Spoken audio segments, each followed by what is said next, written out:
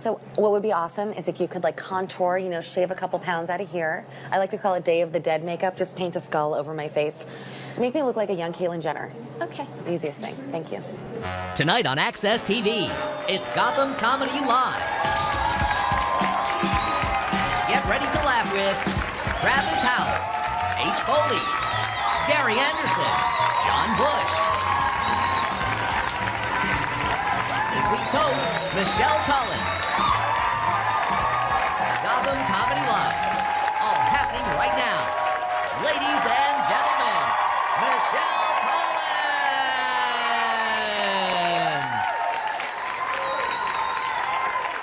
Hi, everybody. Welcome to Gotham Comedy Live. Give it up.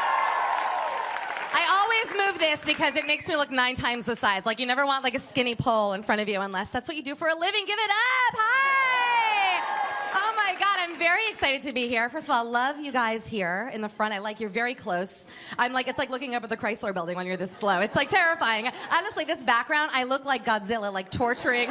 This doesn't help my height at all, like standing in front of a huge cityscape. I feel great. I feel thin. It was Yom Kippur. I fasted.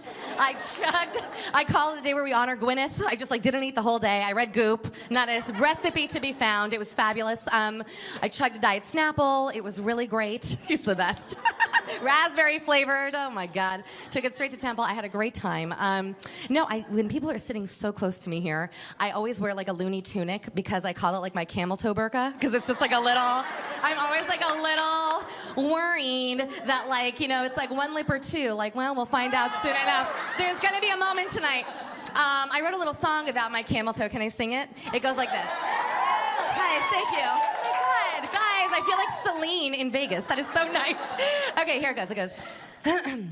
These jeans right up when I close my thighs. Every second of the night, bam, I have a front vagina. These jeans that creep when it's warm outside. Every moment I'm awake, the further up they snake, further up they snake. Anyways, we don't have the rights to that song, please. Hold on, I'll kill all of you. I have to say, thank you guys. I'm actually very jealous because there's a girl up here with bangs, and you have such gorgeous bangs. And I, honestly, you see that I have this weird, like, 1950s, like, toupee thing going on because I'm growing my bangs out. And it hurts. It sucks. I'm telling you right now, it's going to suck for you. I'm really sorry. It sucks. It takes 9 years. And I loved my bangs. I always said that I really wanted to look Asian. That was my thing when I had them. I was like, I had the liner, I had the bangs, and I wanted to look Asian so I could get a Jewish husband. I was like, this is the one way. She knows what I mean, girl. You know you dated some Jews, girl. They follow you, girl. On Yom Kippur, you should have gone to Temple. You would have been the talk of Yom Kippur. They would have been like, who is that Asian girl? We love her. Anyways, meanwhile, I'm like sitting in a corner with my Snapple, crying, camel toe, like, why won't anyone talk to me? Okay. Hi, but I lead a fun life. It's a fun, fun life. I kind of feel like we're in a TJ Fridays, but in a good way. Like I feel comfortable here. Thank you. He's adorable. But yeah, it's gonna really suck. One time they cut my bangs too short, and I called that look the Fat Von D because it was like a very like a big old. I mean, please, this is my life. This is my life. This girl I love. Let's see, guys. It's been a very interesting couple of years for me, going all the way back to high school, I like to say. First of all, it's only a couple years back. I don't like to talk about it. Back in the 70s. I look great. They always say face or figure. I'm like, well, you know my shit is all face because I look young, but y'all know down here it's like Jessica Tandy from the neck down. It's horrifying. Gentlemen. And by the way, if you see lines, I am wearing Spanx. Like, you know, you get lines, ladies know, from the Spanx. So, like, sometimes I'm like, God, I look so thin. And then I'll see a picture of myself from behind, and it looks like someone pushed an inner tube under my arms. I'm like, what the fuck is going on here? Like, I want them to make it like speed skating Spanx, where all the fat just comes out right at the face, but then my body is like a size 2. But I have like a big glowing face. Anyways, so back when I was in high school, I came up with a genius idea to, well, first, I wanted to, like, you know, be athletic. And so that's hilarious. And so I was like, well, what sport? Okay, basketball, never going to happen. I'm very delicate, sir. I know you're not thinking that. It's true, I am.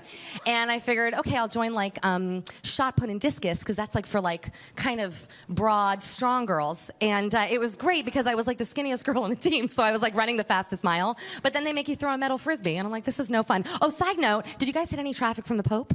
Yeah. Did you guys really? Were you with him?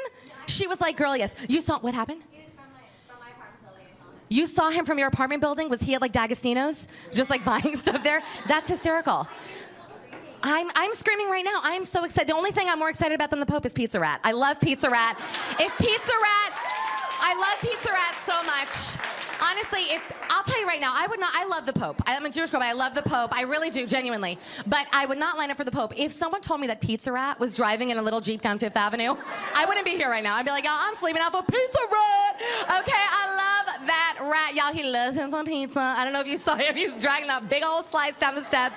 I was like, this rat is so crazy. He loves pizza. It is so stupid. And then he didn't even get the pizza. I'm like, Pizza Rat, you so stupid.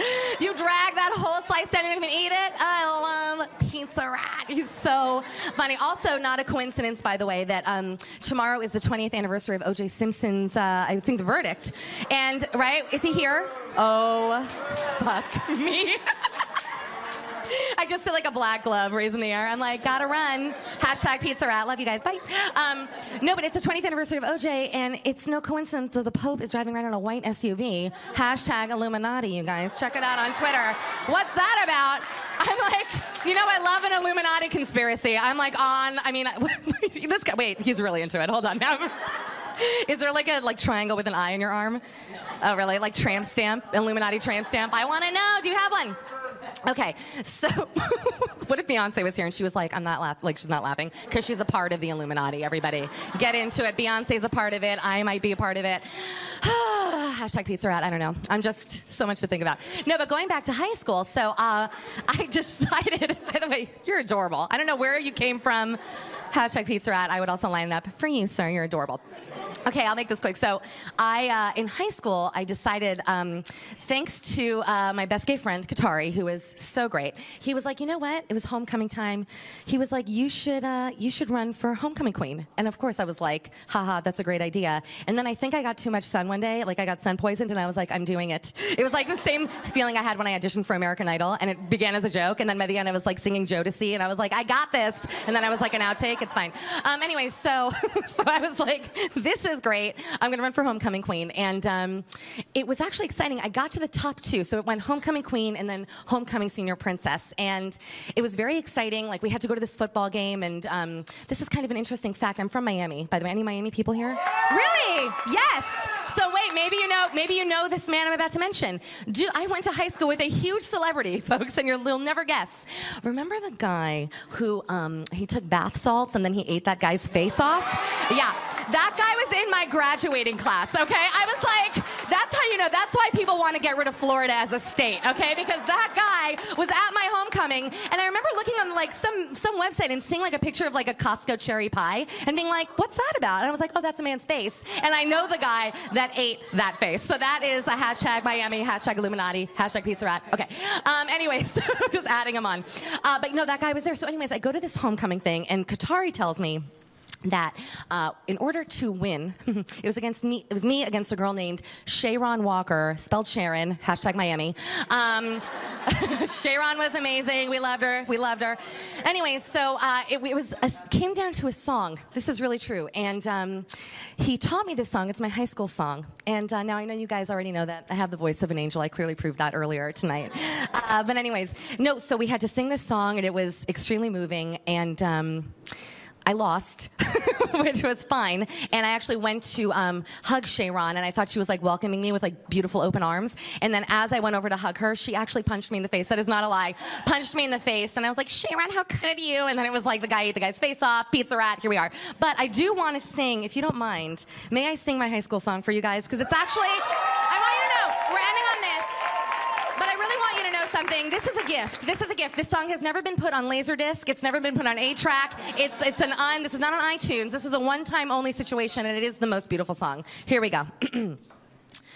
Far beyond our dreams and our wishes, far beyond our hopes and our fears, rise the challenges of tomorrow that we face throughout the coming years. Bump, bump, bump, bump. We strive towards the light, boom, to fix our eyes on the stars of truth. This is our hope, our challenge, light and truth in search of tomorrow. Today. And that is a public school song, ladies and gentlemen. So don't you dare tell me that Miami Public Schools. Thank you, sir. Guys, thank you for listening to that. We have such an amazing show. Please stick around. All our comics are coming up next.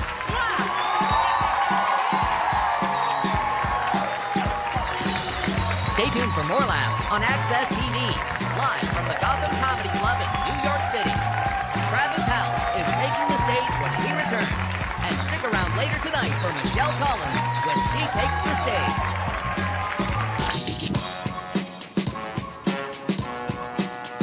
Nobody wants to believe their parents are having sex. You never believed your parents are having sex, right? No, I used to think my parents were playing cards. I did. I'd walk by their room at night. I'd hear my mother shout, "Hit me." I thought they were playing gin rummy. And now I'm responsible to teach them about sex. You know, my mother never taught me shit about sex. She would say things to me like, "Why buy the cow when you could get the milk for free?" This annoyed me on so many levels, you know? Like, first of all, not only am I not a cow, but I'm lactose intolerant, okay? Welcome back to the Access TV presentation of Gotham Comedy Live. More laughs happening right now.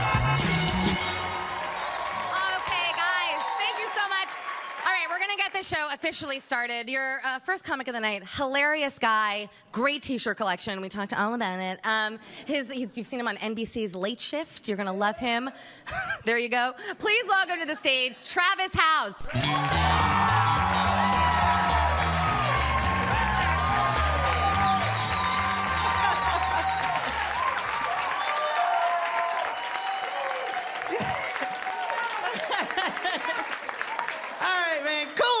You guys already, man. All right. Hey, I had to walk away from the dumbest conversation I have ever been a part of today. This girl saw my tattoos and she said, "Oh my God, I like your tattoos. What do they symbolize?" So I said, "You know, I'm a vet." And she goes, "Oh my God, I love puppies."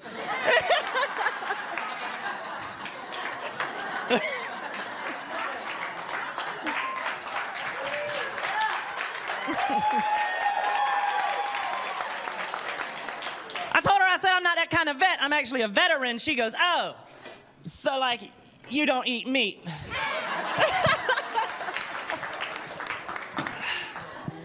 So I spent 4 years in the Marine Corps Infantry, United States Marine Corps. Right, thank you. Thank you. Thank you. The biggest thing the Marine Corps taught me was how to be secure in my manhood and my sexuality, right? I had to learn the hard way really quick to get secure really fast in cold weather training, right? The first thing they teach you during cold weather training is when your buddy goes down with hypothermia, the fastest way to get his body temperature up is to get in a sleeping bag with him, naked, skin-on-skin contact, right? And the big question at 18 years old was not, do I get in a sleeping bag naked with another dude? Because you're going to do whatever it takes to save your friend who is freezing to death. The biggest question we had was, what position do we get into?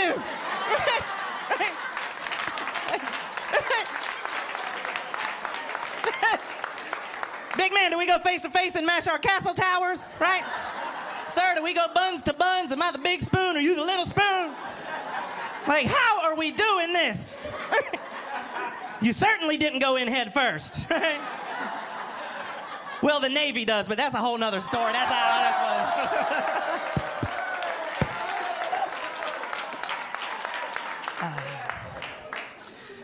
After I got out of the Marine Corps, I became a police officer and then a firefighter. And one of the highlights, no, Jig, you won't be clapping at the end of this.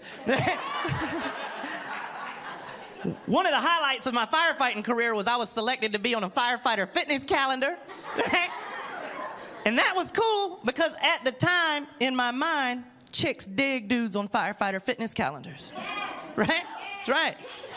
What I did not realize is there's actually a lot of dudes that dig dudes on firefighter fitness calendars. Right?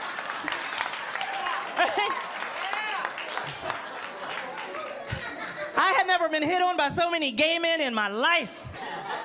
And I loved it. I embraced it like cold weather training. I owned it. The first time I got recognized from the calendar got really awkward for both parties involved. Because I walked into the gas station, and when I did, this little gay clerk that was working freaked out. He lost it. He goes, OMG!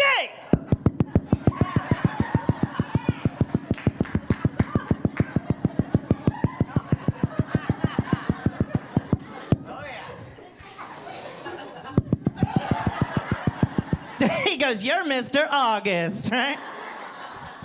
And me being the modest man that I am, I was like, yeah, you know, how'd you guess, right? He goes, because you're pinned on my headboard, mister. Oh, what do you say to that? I'll tell you what I said. I said, hey, you think I can get a free Slurpee?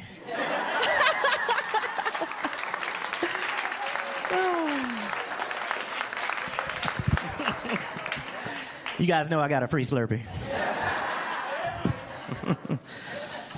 So I've had all of the underpaid, underappreciated careers that one man could possibly have in his lifetime. And just to make sure I did not leave anything out, I married a school teacher. Right? We are poor as shit, man. It's like we took an oath. It's like we took an oath of poverty, right? Right? We have a really good marriage, but unfortunately, I'm the one that brings all of the baggage into our relationship because of my past professions, right? Different personalities will come out at the wrong times. Right? My wife turned 31 years old this year, and I wanted to do something really special for her, so I called her up, and I said, baby, when you get home, I want you to get dressed out. I'm taking you to a surprise birthday dinner. She said, okay. So that's what she did. She came home, and she spent the next 17 hours getting ready. By the time she was ready, it was no longer her birthday, and she was eligible for Social Security. When she walked outside, right, I was standing there with the car door open because where I'm from, chivalry is not dead. But that's when it got weird because, like, as soon as she was getting in the car, I accidentally flipped back into cop mode, and I put my hand on top of her head. I was putting her in the car. And she just got her hair done, and she's like, get your hands off my damn head. I said, who are you talking to? Put your damn feet in the car. She's like, shut the door. So I slammed the door. Now we're arguing through the glass like a bad episode of Cops. She's like, where are you taking me? I said, girl, I'm taking you downtown.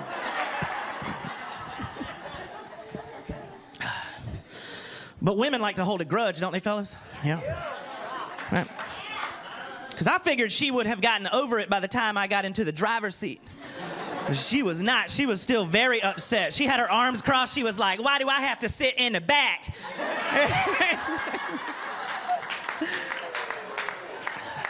So I went back into cop mode. I'm like, hey, maybe you should exercise your right to remain silent. And she goes, oh, you mean like I do in the bedroom? Ooh. Yeah, my wife has those comebacks that you don't come back from. When I was in the Marines, we communicated with hand and arm signals, very stealthy. This means halt. This means I've spotted the enemy. This means negative. That means move out. You guys know, y'all seen Black Hawk Down. Every once in a while, I try to communicate with my wife the same way, but it gets awkward, you know, because she'll try to communicate back to me using girl hand and arm signals, and it gets really confusing. But she has a great way of getting her point across. We were shopping in the mall 2 anniversaries ago. I spotted a necklace that I thought she might like. And there were a lot of people around, so I didn't want them in our financial business, so I went stealth mode. I said, you know, halt. And she stopped. And I told her, come here, and she came here. And then, you know, fellas, jewelry is the enemy, so I spotted the enemy. I was like... And that's when it got weird. She goes, oh.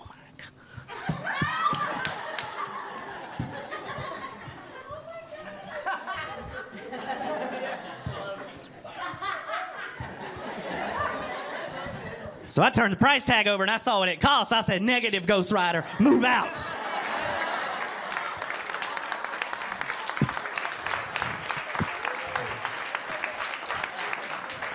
You guys have been great. Thank you so much. I'm Travis House. Thank you so much. Stay tuned for more laughs on Access TV, live from the Gotham Comedy Club in New York City. H. Foley is taking the stage when we return.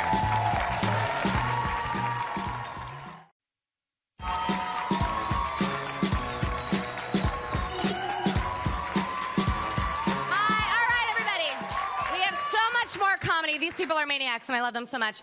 We have a lot more comedy to bring to you guys, so I'm going to go continue drinking wine. I'm having the best time. And while I'm doing that, please welcome, you know this next guy. He's in Center City Comedy. It's a hilarious sketch group, and his name is H. Foley. Everybody, bring him on!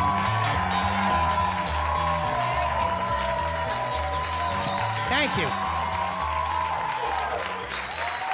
Thank you, thank you, thank you. That's nice. That's nice. That's nice. Thank you. Oh my God, that is so sweet, guys. Thank you so much. It is good to be here tonight. I got my skinny jeans on. 42 loose fit. No big deal. I'm trying. I try to look cool as a New York City comedian. You know, I get the sneaks, the jeans. No matter what I wear, I end up looking like a lesbian poker player. Not a good look. Not a good look. I hear people after the show, they're like, she was funny. She was good. I like what she did there. That was good. That was good. That was good. I started out doing comedy in Philadelphia. I've been up here for a few years. Thank you, Philly. I used to live in New York, though, for like 10 years before I did comedy. But back then, I was really into, not web design. What's it called? Cocaine. Sorry, I couldn't think of it. Well, drug problem. Drug problem. I learned a lot, though, about prostitutes. You pay for your sins, though, you know, because now I'm 39 years old and I work part-time as a waitress, all right? I say waitress because I work at this cute little Greek boutique restaurant in the West Village, and the wait staff is me, an overweight comedian in his 30s, and 4 of the hottest 22-year-old girls that I have ever seen in my life. Like, I have no idea how I got this job. The only way I can figure I got the job is through some new version of affirmative action. Like, they had to hire a fat guy. Like, my boss was in the office with a stack of paperwork like, Obama's all over me.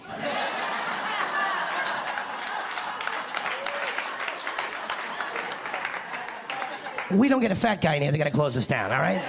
Get out there and find somebody. I just happened to be standing outside that day looking in the window with an ice cream cone like, ugh. What's up, you guys hiring? And typical guy, when I got the job, I thought it was gonna be awesome. You know, working with a bunch of beautiful women every day, let the personality work on them a little bit. What's that gonna lead to? Extreme disappointment for me, all right? That's what it led to. Because I was working there for like 2 weeks, and one of these girls would come up to me every day and be all excited and be like, Henry, oh my God, it is so fun working with you. You know, we're becoming like really good friends. No, like really good friends. Like, you know what it's like? We were all talking, and it's just like you're one of the girls.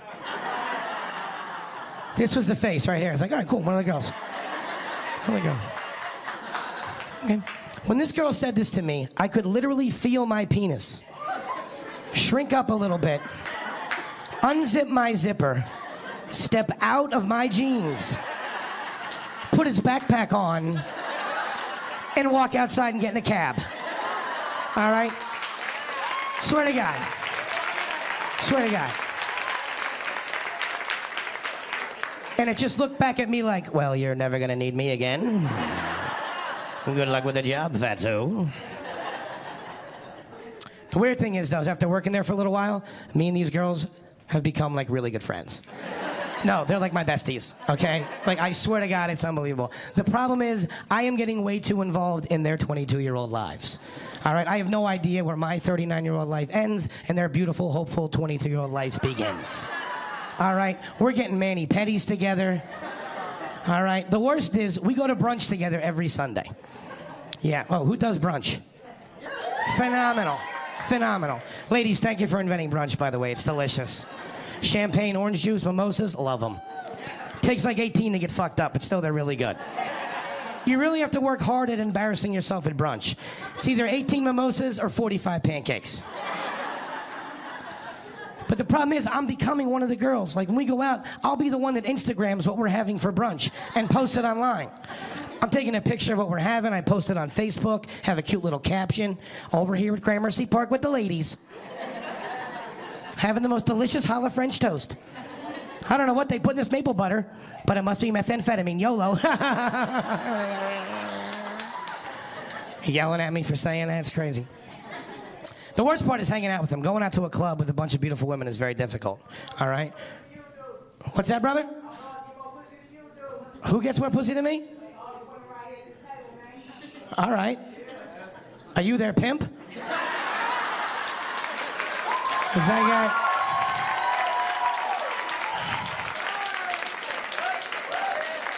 I got a 20 on me. Can you spot me the other 5? All right. Thank you, Meek Mill in the back. I appreciate that.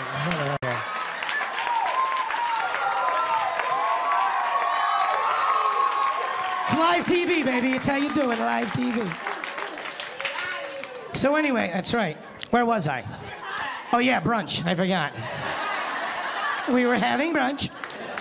Now, you go to a club with a bunch of hot chicks and you look like me. The point is, guys will hit on these girls right in front of you. Like I'm not even there. And I'm standing in the corner like, whoa, whoa, whoa. I could be somebody's boyfriend. All right, cousin, how about that? Is that better? Fucking assholes. Creepy uncle just got out of prison. Either way, it's emasculating. And I've never been a jealous kind of guy, but I literally find myself just trying to cock block the shit out of these dudes. Oh yeah, baby, I'm that girl. All right? I'm that girl. Not on my watch, sister. Not happening. All right, I don't think so. I'm that girl that ruins the night out for all the other girls in the group. All right? Because I don't know how to handle myself. I'm drunk the second we get into the bar. I got red wine stains in my teeth. I'm dancing real bad. I'm complaining. I'm laughing 1 second, bawling my eyes out the next. I got fired from my first waiting tables job when I moved to New York, and I got fired because I got caught by my manager eating off people's plates. I agree, worst way for a grown man to lose his job. All right? But it's not like I walked up to some lady and grabbed her burger and took a bite. It was the back kitchen, there was an appetizer tray, there was a mozzarella stick, no one was around. Do the math, my friend, okay? But I got fired because they had me on surveillance camera doing it. Yeah, and it's that old grainy black and white surveillance footage. So I look like Babe Ruth stealing a mozzarella stick. So I call my parents, right, and I have them both on the phone at the same time. And I'm like, guys, look, I got fired. I don't want to talk about it, but I'm going to need help with the rent this month. My mother would not let it go. She's like, what? Who would fire you? You're such a good boy. Well, I would never fire you. What happened? You tell me right now what happened. I am going to send these people an email. This is ridiculous. And I'm like, Mom, I was eating off people's plates. And then she goes, you're disgusting. All my dad wanted to know was, what were you eating? What was in front of you that you could not contain yourself like a human being? Now, the only thing that saved me is my father's notoriously cheap, and he loves seafood. So I told my dad I got caught eating scallops. First thing I thought of, I was like, scallops, Dad, they call me eating scallops. And he wanted to get so mad I could tell, but he was just like, scallop shit, they're market price. You did the right thing. You're a good kid. I'll cut you a check. Guys, I'm Mitch Foley. Thank you so much. You're awesome.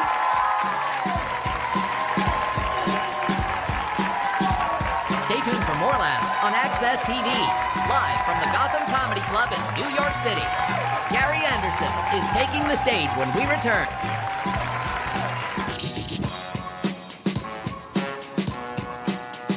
I'm in the left lane, West Side Highway. There's a town car in front of me doing about, I'd say 55. I was doing about 165. I was so fucked up I had both my feet on the gas pedal. I didn't even know forgot there was a brake in the car. I get an inch from this car and I flash the lights, tell them to move. I see the 2 blue cop lights in the back window. And this is why I love New York. This is what the cop says over the speaker. That's right, asshole, pull over. And I'm legally drunk. I'm like, I'm going to jail. There's no fucking doubt about this, you know? And you know what? I didn't even get a ticket. I got out of the ticket. And they even made me blow into that thing. What do you call that? No, the head of his dick. And, yeah. Welcome back to the Access TV presentation of Gotham Comedy Live. More laughs happening right now. Okay, we are going to keep the show moving with all these hilarious people. Coming up next, this gentleman is very handsome, ladies. I want you to all get ready for him. Woo! single ladies. Okay, he is all the way from San Francisco, which means he flew Virgin America. This guy knows. Please give it up for Gary Anderson.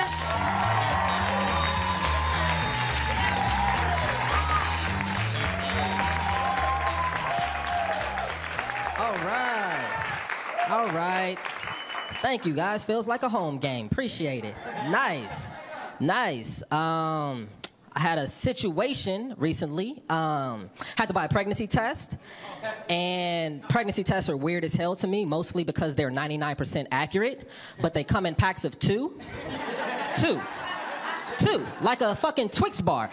It's 99% accurate. Why do we need two of the exact same thing? You know, so this girl, she takes the first test, and that test comes back negative, and I'm really excited about that. But for some reason, she picks up the second test, and I knocked that shit out of her hands. I was like, nah, I think we're good.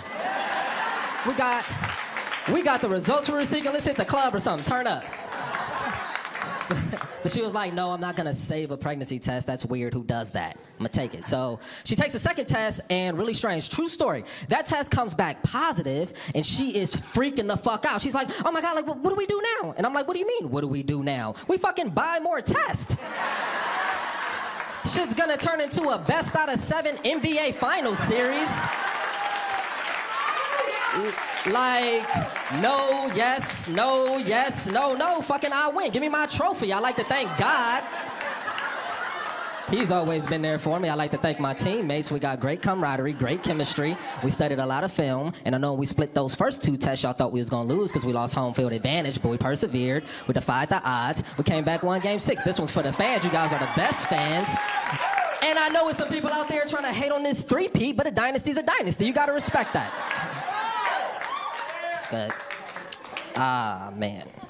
I don't have any kids, though. I got a huge family. I don't know if I want kids, I have a huge family. A lot of nieces and nephews. Have no shame in asking for shit. Anything.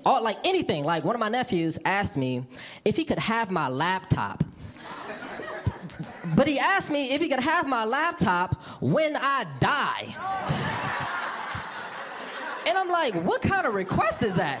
Like, do you know how computers work? Do you know how death works? Like, I plan on being here a minute. You know, like, I'm a 30-year-old, fit, non-smoker, non-rapper.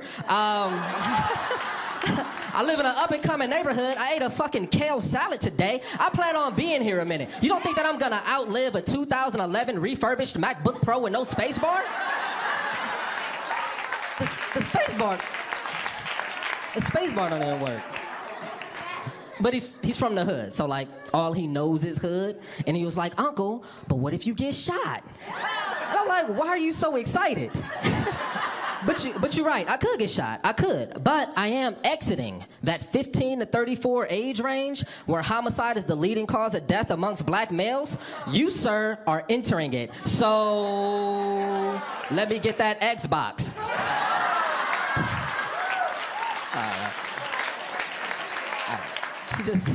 He just thinks I'm old, you know, and I'm starting to feel old, but not like arthritis old. Just old, you know? We're like, ginger ale tastes fucking amazing now. And I don't know when that happens, you know? I don't know how I got like so mature, you know? It's just like, ginger ale, please. Yes, I'm a homeowner. Like, I don't know when that happens. I don't know. Man, this is great. This is fun. Moved to New York recently. I don't know what you guys like to do on your free time, but I like to judge people. That's what I'm into. I'm right at home, I know. I judge people based on their cell phone situation. Like, whenever somebody sends me a screenshot, I never focus on the picture. I only focus on that status bar at the top, you know? Like, my boy sent me a screenshot of a text convo he was having with his girl trying to get relationship advice, and he calls me up. He's like, okay, so you see what she wrote, so what do you think? And I was like, I think that your battery is at 2% right now. You all focused on love, you need to charge your phone. I see that your signal strength is weak, and I see that you have an alarm clock set on your phone. Like, why do you have an alarm? You don't have a job. What the fuck are you waking up for?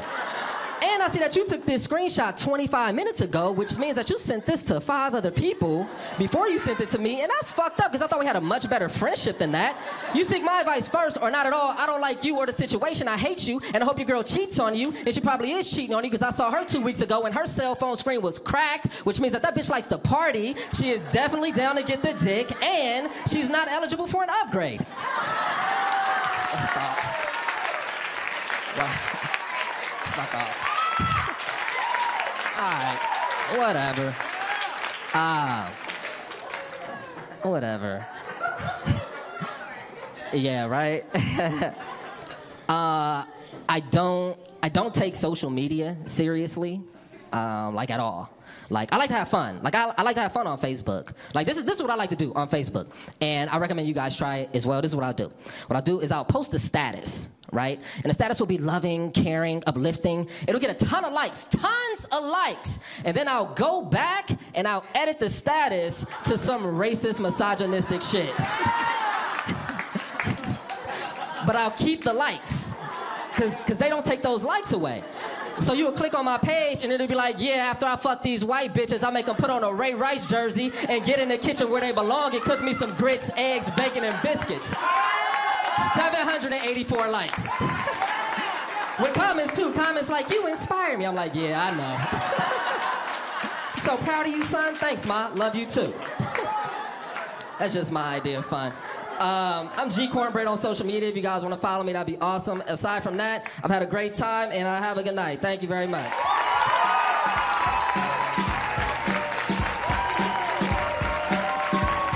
Stay tuned for more laughs on Access TV, live from the Gotham Comedy Club in New York City.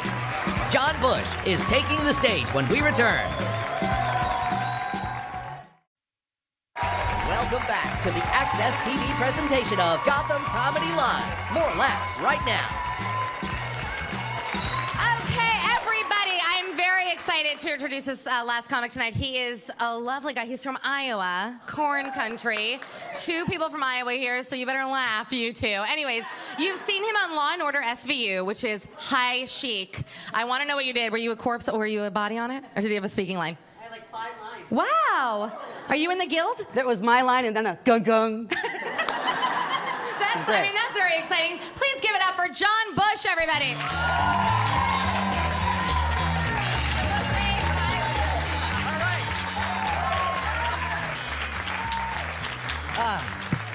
Hi.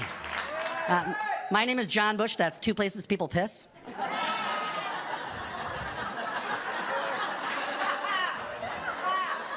My wife and I just celebrated 4 years of marriage, which is really exciting. Yeah. And her name is Barbie, so she's Barbie Bush. That's right. And she's a hairstylist, so I got the hookup. We've been trying to exercise a lot. Recently, we did yoga, or as I like to call it, try not to fart for an hour. Dudes, has any dudes here done yoga? Don't, because you will fart. My wife was like, let's do yoga. I want to do something together, like yoga together. It'd be amazing. And we did, and it was all women in the class. And she's like, let's be in the middle. I was like, no, but the side with a window and a fan. And in yoga, you focus on muscle groups that you normally don't think about. And as a result, you forget about other muscle groups. So just in the class, into this yoga position called downward facing dog. I went into methane emitting wildebeest was my position, and it was Carnival Cruise Line loud, unmistakably mine, fart. There was only one tuba in the symphony. It was just like, yeah. And I looked around expecting to get the who got the chi look. Thank you, 2 people. And I expected to get the mean look from all the girls, but they didn't even seem to bother them. It's like they heard my big fart, and they all decided to get their little toot toots and under that one right there. It was a window of opportunity. I farted, I was like, and the teacher was encouraged. She's like, people are just really letting go of negative energies. I was like, yeah, I started it, bitches. My wife and I just got a house for the first time, and it's really, yeah, so exciting. And I'm super sensitive about everybody's opinion about the house. My wife's sister saw the house for the first time. She goes, what a wonderful little starter home.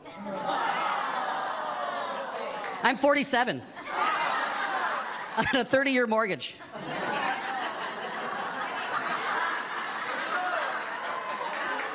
My next house is hospice. Speaking of which, the other night I was actually feeling my chest and I felt a lump, and I went to the doctor the next day and he said, "Well, you should have it looked at." And I said, "I'm here," and I had to get a mammogram. God bless you women what you go through, because dudes, it's a giant vice grip for your boob. And they don't care about comfort, do they, ladies? They don't. It's a giant vice grip. And you know how in life, as you get older, you find words come out of your mouth that you never thought you would say. And I said to the woman running the machine, I go, you're not putting my tit in there. And 2.7 seconds later, my nipple was out here. I had a dorsal tit. And then the machine lets go and it stays that way. It felt like a douchebag. I'm like, "Oh, let's go swimming." Well, turned out to be nothing, folks. Just some random gelatinous mass, which is how I feel about myself anyway. And my wife can never lord over me that I've never had any typically female procedures, so I had them also run a pap smear. Okay, the other night I told that joke, and a woman in the front row, blonde, sitting right there, goes, "That's not real." And it reminded me of a young lady that helped me one time at the mall when I was trying to get a shirt at the store, and this girl helped me, and this is how she talked. "Anyway, sir, just to let you know, honestly, if you're gonna try anything on, just go to the dressing room, okay? Because I'll bring you some great shirts, and it'll be really great." It was like she had to have a mouth transplant, but they ran out and had to give her a butthole. That's what it looked like. "I can only give blowjobs to guys with really small penises." I've learned a couple things in my first 4 years of marriage. Number one, I've learned my wife doesn't want any evidence of my existence in the morning before she goes to work. She hears me breathe, she's annoyed. So that's when I try my jokey jokes out on her when she's in the bathroom, putting on her makeup, because she's the worst audience ever. If they work, holy shit, it's got to be good stuff. So the other day I went in there, I was like, "Honey, what do you think of this?" And she goes, "You're a butthole." I was like, "Thank you." The other thing I learned is that my wife, she told me one day, she said, "John, you are not a good listener." So I went to the hearing doctor. And after running a couple tests, he showed me a chart. And he said, "Hey, John, here's a frequency you're missing, and it's most women's voices." So I told my wife, "Want to get something through to me, you got to go with doo-wop bass singer guys. Be like, bow da bow, ba-dang-a-dang-dang. Pick up your fucking socks off the floor. Yip-a-dip-dip-a-dip-dip-dee. The nice knives don't go in the dishwasher. Yip-a-dip-bow-bow-bow-bay. Please make foreplay a much higher priority in the bedroom." So people happy with football season starting? You like that? People, you guys are legendary tailgaters. I know this. And you guys like to tailgate. Don't tailgate for the wrong sport. I did that with my 4 buddies, and we got really drunk. And, you know, football, that's a good one, right? Baseball, sure. Don't do it for a track meet. My friends and I went to a world-class track meet, completely hammered, and we got in the dumbest argument I've ever been in my life. Up in the scoreboard at this place, it had the name of the athlete and their affiliation. But if they weren't affiliated, it just said unattached. But the D, the last D of that word didn't make it, and my friend goes, "Dude, this guy's from Unitashi." "Where's Unitashi?" I'm like, "Shut up, it's near Kenya, they make amazing baskets, shut up." I think if I could be anything, I'd be a figure skater, because they're the coolest, aren't they? Because they get to end their routine with this thing. I love that move, man. There's always a little look to the people in the crowd that hate that skater, the little screw you, I got a metal bitch now look. You gotta watch for it. It's always like... I do that after simple chores. I'll finish a chore at my house and I'll be like, dishes. My hero is Aaron Ralston. Aaron Ralston was that guy who was hiking out west a few years ago in the canyon, and the giant boulder rolled onto his arm, wouldn't come off. He had to cut his arm off to live. Remember that guy? But someday his 15 minutes of fame are up. And that means there's a chance he's at a cocktail party and somebody's bragging about their camping trip, and they don't know his story. Anyway, so it rained for 3 days. We thought we were gonna die. I'll tell you that right now. Aaron, do you have a story? He's like, no. Okay. It's a little different than your story, but one time I was hiking out west, I was in this canyon, and this big boulder rolled onto my arm, and it wouldn't come off, and I was like, shit, shit, shit, shit, shit. Because it was a canyon. And as then the days wore on, I realized I got to do something. I remember on the 6th day, I just said, I'm not ready to say goodbye to life, and I remembered my rusty, trusty pocket knife, and I got that out, and I opened it up, and slowly began to saw through my arm. And finally, the last vestige of skin broke free. In a daze, I stumbled through the rest of the canyon, and then I rappelled down a big cliff with one arm. Never did that before. And walked 20.2 miles to safety and lived. Woo! But I gotta tell you, I'm really glad it didn't rain like you guys had, because that would have sucked. Thank you very much. You guys are great. Stay tuned for more laughs on Access TV, live from the Gotham Comedy Club in New York City. Michelle Collins is taking the stage when we return. Okay, guys, first of all, the show's been amazingly funny and hilarious. So good. I'm having the best time. I want to tell you a quick funny thing. I just moved back to New York. I lived in New York for many years, but then I made the mistake of moving to LA. And then I left LA when I realized the only job openings were for Uber drivers. And I was like, that's not going to work. So I came back to New York, but in my Mercury, being like, beep, beep, I'm back. Anyways, if anyone needs a ride, $4, pretty cheap. But I remember when I lived in New York many years ago, why I really missed it were the artists. There were great artists here. And one time, I was bitten by a rabid dog. We'll save that story for another night. Bring the wine. I was bitten by a rabid dog, and I went to the hospital, and I heard the craziest thing that I've ever said, and I want to share it with you. I walk into, this was St. Vincent's, no longer a hospital, but it's fine. It was too haunted. They were like, we got to shut it down. It's too haunted. But anyways, I went to St. Vincent's, and there was a woman named Sheila there. And Sheila was out of her mind, and the doctors were like, Sheila, come on. She didn't want to lay down, and they were like, Sheila, lay down on the gurney, Sheila. And she looked at them, and she said the craziest thing I've ever heard in my life. She said, I'm gonna rent space in your head all night, bitch. To the doctors. And I was like, that's why I want to come back to New York. Because even the crackheads are poets here, okay, people? This is a wonderful town, and we are very blessed to live here and be here tonight. And on that note, I would like to bring up